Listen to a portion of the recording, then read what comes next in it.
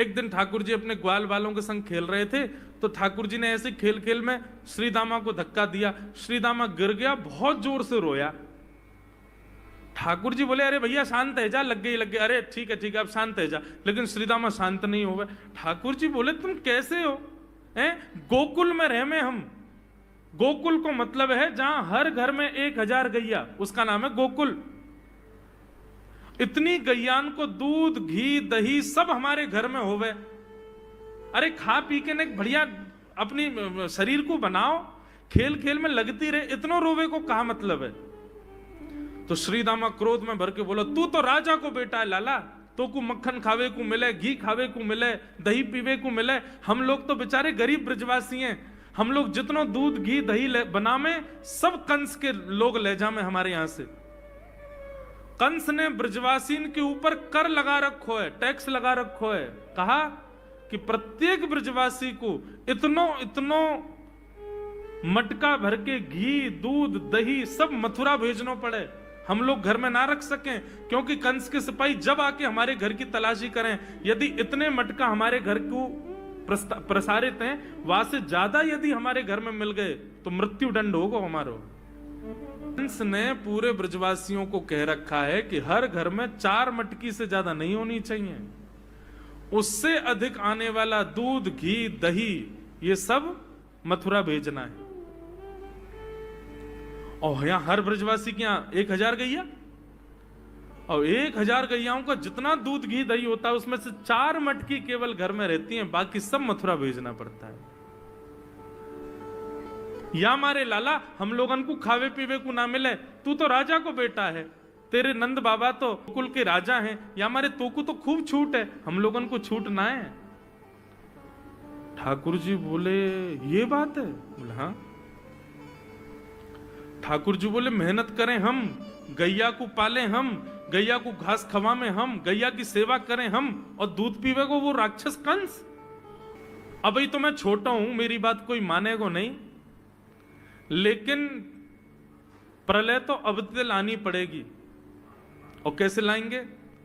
बोले, राजी राजी यदि मक्खन दूध दही नहीं मिल लो तो चोरी करके खाओ, हमारो ही मक्खन है, हमारो ही दूध है, हमारो ही दही है।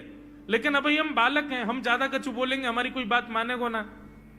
लेकिन ये सद वस्तु कुपात्र के हाथ में नहीं जानी चाहिए।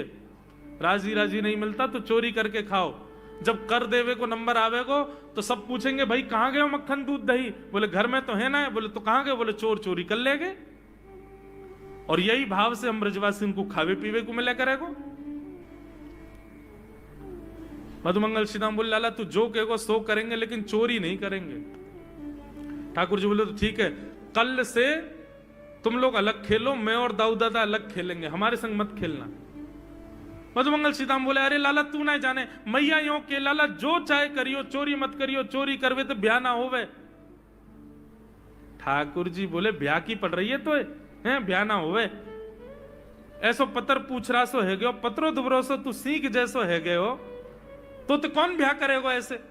अरे ब्याह करना तो ने खाया ने पी ने बढ़िया, गाल तेरे बढ़िया होंगे, शरीर ने बढ़िया होगा, तभी तो ब्याह होएगा।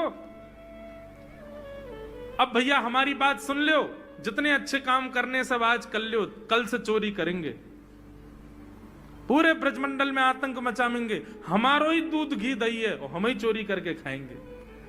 ठाकुर जी ने चोरी क्यों की? क्योंकि सारा गौरस बेवजह मथुरा भेजा जाता था, और मथुरा से कंस पूरे भारत में वितरित करके खूब धन कमाता था।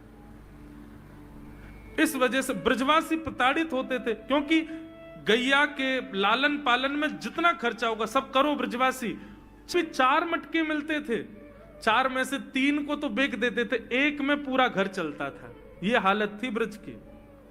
इसलिए ठाकुर जी ने कहा कि भैया राजी राजी नहीं तो गैर राजी, हम जितने बाकी की मटकी मथुरा भेजे वाली उनको सबन को तोड़ फोड़ करेंगे, उनमें से मक्खन निकाल निकाल के खाएंगे, एक दूसरे को खवाएंगे, और सब यहीं रहेगो, मथुरा नहीं जाएगो कछु भी। इसलिए ठाकुर जी ने चोरी की। सबसे पहले प्रैक्टिस अपने घर में ही कर लें कैसे करनी है चोरी। सो अगले दिन ठाकुर जी सवेरे उठे और देखने लगे, यशोदा मैया देख तो नहीं रही, और ठाकुर जी चुपचाप गए महाराज जहां पर सारे मक्खन दूध दही रखे, वहां पहुंच गए गौरस भंडार में। और गौरस भंडार में एक मटकी के ऊपर से ढक्कन हटाए करके जैसे ही ठाकुर जी ने हाथ बोर के पानो प्रारंभ किया, सामने एक खंबा था, उसमें मणि लग रही थी। आज पहली बार 3.5 वर्ष की आयु में ठाकुर जी ने अपना प्रतिबिंब देखा। ठाकुर जी ने जैसे ही प्रतिबिंब में अपने रूप को देखा, अपने रूप को देख करके ठाकुर जी बोले, हो तू भी आयो यहां चोरी करवे? अपने आप से ही बात कर रहे हैं ठाकुर जी। अरे मैंने कही तो हती अपने अपने घर में चोरी करनी है, तू दारी के मेरे घर में आगो चोरी करवे? ठाकुर जी अपने प्रतिबिंब से बात कर रहे हैं। अब गौरस भंडार में ठाकुर जी की आवाज गूंज रही थी और वो गूंजते हुए रसोई घर में जा रही थी। रसोई में मैया ने सुनी, बोले ये लाला कहां थे बोल लो है? उठ गयो कन्हैया? मुझको पतो भी ना चली, नूपुरन की आवाज ना आई। मैया दौड़ करके गई तो देखा ढूंढते ढूंढते गौरस भंडार में ठाकुर जी अपने प्रतिबिंब से बात कर रहे हैं। कितनी सुंदर झांकी है ठाकुर जी की। ठाकुर जी मक्खन पा रहे हैं। बोले अच्छा अब आ तो गयो है यहां पे, लेकिन सुन चुपचाप चोरी करके भाग जाइयो, मेरी मैया बहुत मारेगी तो को। बाकू यदि पतो चल गई तू चोरी कर रहा है तो को उखलते मान देगी, मेरी मैया बहुत मारेगी। चुपचाप चोरी कर और निकल ले यहां से।